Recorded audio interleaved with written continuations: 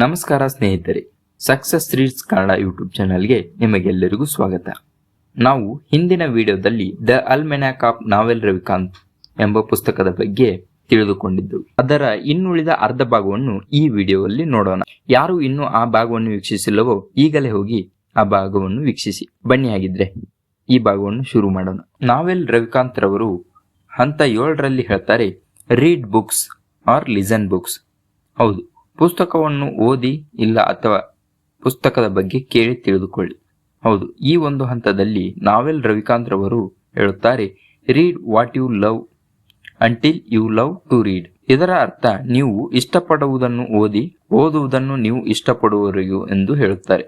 ಹೌದು, ಎಷ್ಟೋ ಪುಸ್ತಕಗಳು ಎಷ್ಟೋ ಜನರ ಜೀವನ ಅನುಭವವನ್ನು ಕೆಲವೇ ಗಂಟೆಗಳಲ್ಲಿ ನಮಗೆ ತಿಳಿಸುತ್ತದೆ. ಇದರಿಂದ ನಮಗೆ ತುಂಬಾನೇ ಸಾಮಾನ್ಯ ಜ್ಞಾನ ಹೆಚ್ಚುತ್ತದೆ. ನಮಗೆ ಹೆಚ್ಚಿನ ತಿಳುವಳಿಕೆ ಪುಸ್ತಕದಿಂದ ಸಿಗುತ್ತದೆ. ಹೌದು, ಈ ಒಂದು ಹಂತದಿಂದ ಲೇಖಕರು ಪುಸ್ತಕಗಳನ್ನು ಓದಿ ಮತ್ತು ಅದರಿಂದ ಜ್ಞಾನವನ್ನು ತಿಳಿದುಕೊಳ್ಳಿ ಎಂದು ನಮಗೆ ತಿಳಿಸುತ್ತಾರೆ. ಹಾಗೇನೆ ಹಂತ 8ರಲ್ಲಿ ಹೇಳ್ತಾರೆ, ಲಾಂಗ್ ಟರ್ಮ್ ಥಿಂಕಿಂಗ್. ಇದರ ಅರ್ಥ ದೂರಾಲೋಚನೆ ದೃಷ್ಟಿಯನ್ನು ಇಟ್ಟುಕೊಳ್ಳಿ ಎಂದು ಹೇಳುತ್ತಾರೆ. ಹೌದು, ನಾವು ಎಲ್ಲರೂ ಬರೀ ತಕ್ಷಣದ ಫಲಿತಾಂಶವನ್ನು ಬಯಸುತ್ತೇವೆ. ಆದರೆ ನಾವೆಲ್ಲರವರು ಹೇಳುತ್ತಾರೆ, ಯಾವಾಗಲೂ ದೀರ್ಘಾವಧಿಯ ದೃಷ್ಟಿಕೋನವನ್ನು ಇಟ್ಟುಕೊಳ್ಳಿ ಎಂದು. ಹೀಗೆಂದು ನಮ್ಮೆಲ್ಲರಿಗೂ ಸಲಹೆ ಕೊಡುತ್ತಾರೆ.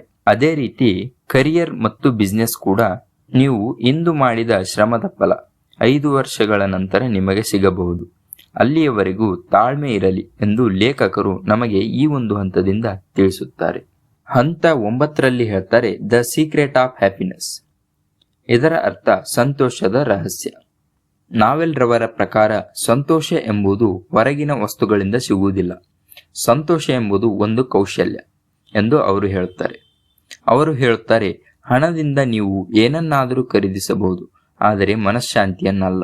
ನೀವು ನಿಮ್ಮನ್ನು ಸಂತೋಷದಿಂದ ಇರಿಸಲು ನೀವುಗಳು ಬೇರೆಯವರೊಂದಿಗೆ ಹೋಲಿಸಿಕೊಳ್ಳಬೇಡಿ ಮತ್ತು ಪ್ರಸ್ತುತ ಕ್ಷಣದಲ್ಲಿ ಜೀವಿಸಿ ಮತ್ತು ಕೃತಜ್ಞತೆಯನ್ನು ಬೆಳೆಸಿಕೊಳ್ಳಿ. ನಿಮ್ಮಲ್ಲಿ ಏನಿದೆಯೋ ಅದರಲ್ಲೇ ಸಂತೋಷದಿಂದ ಸುಖವಾಗಿ ಇರಿ ಎಂದು ನಾವೆಲ್ ರವಿಕಾಂತ್ ರವರು ಈ ಒಂದು ಭಾಗದಿಂದ ನಮಗೆ ತಿಳಿಸುತ್ತಾರೆ. ಭಾಗ 10ರಲ್ಲಿ ಹೇಳ್ತಾರೆ, ಹೆಲ್ತ್ ಈಸ್ ರಿಯಲ್ ವೆಲ್ತ್. ಇದರ ಅರ್ಥ ಆರೋಗ್ಯವೇ ನಿಜವಾದ ಸಂಪತ್ತು. ನಿಮ್ಮ ಬಳಿ ಸಾಕಷ್ಟು ಹಣ ಆಸ್ತಿ ಇದ್ದರೂ ನಿಮ್ಮ ಬಳಿ ಆರೋಗ್ಯ ಇಲ್ಲದಿದ್ದರೆ ಏನೂ ಉಪಯೋಗ ಎಂದು ಲೇಖಕರು ನಮಗೆ ಕೇಳುತ್ತಾರೆ. ಹೌದು, ನೀವು ಆರೋಗ್ಯದಿಂದಿರಲು ಪ್ರತಿದಿನ ವ್ಯಾಯಾಮ, ಉತ್ತಮ ಆಹಾರ, ಸಾಕಷ್ಟು ನಿದ್ರೆ ಇವು ತುಂಬಾನೇ ಮುಖ್ಯ. ಜೀವನದಲ್ಲಿ ಆರೋಗ್ಯವನ್ನು ಚೆನ್ನಾಗಿ ಇಟ್ಟುಕೊಳ್ಳುವುದೇ ಮುಖ್ಯ ಎಂದು ಈ ಒಂದು ಹಂತದಲ್ಲಿ ಲೇಖಕರು ನಮಗೆ ತಿಳಿಸಿದ್ದಾರೆ. ಲೇಖಕರು ಭಾಗ 11ರಲ್ಲಿ ಹೇಳ್ತಾರೆ, ಮೇಕ್ ಅ ಕರೆಕ್ಟ್ ಡಿಸಿಷನ್.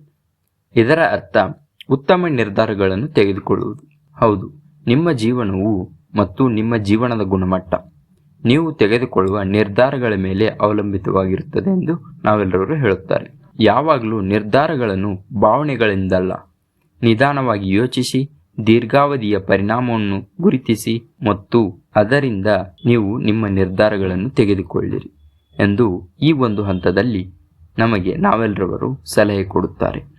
ಕೊನೆಗೆ ಈ ಪುಸ್ತಕ ನಮಗೆ ಕೊಡುವ ಮುಖ್ಯ ಸಂದೇಶವೇನೆಂದರೆ, ನಿಮ್ಮಲ್ಲಿರುವ ವಿಶಿಷ್ಟ ಕೌಶಲ್ಯವನ್ನು ಕಂಡುಹಿಡಿಯಿರಿ ಮತ್ತು ಕಮ್ಯುನಿಕೇಷನ್ ಮತ್ತು ಸೆಲ್ಲಿಂಗ್ ಅನ್ನು ಕಲಿಯಿರಿ.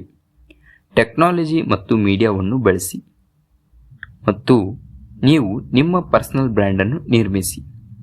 ಆರೋಗ್ಯವನ್ನು ಕಾಪಾಡಿಕೊಳ್ಳಿ, ದೀರ್ಘಾವಧಿಯ ಯೋಚನೆಯನ್ನು ಮಾಡಿ, ಸಂತೋಷವನ್ನು ನಿಮ್ಮಲ್ಲೇ ಕಂಡುಕೊಳ್ಳಿ. ಸರಿ, ಹಾಗಿದ್ರೆ ನಿಮಗೆ ಈ ಪುಸ್ತಕ ಸಾರಾಂಶ ಇಷ್ಟವಾದರೆ ವಿಡಿಯೋಗೆ ಒಂದು ಲೈಕ್ ಮಾಡಿ, ಶೇರ್ ಮಾಡಿ ಮತ್ತು ದಯವಿಟ್ಟು ಚಾನಲನ್ನು ಸಬ್ಸ್ಕ್ರೈಬ್ ಮಾಡಿ. ಧನ್ಯವಾದಗಳು.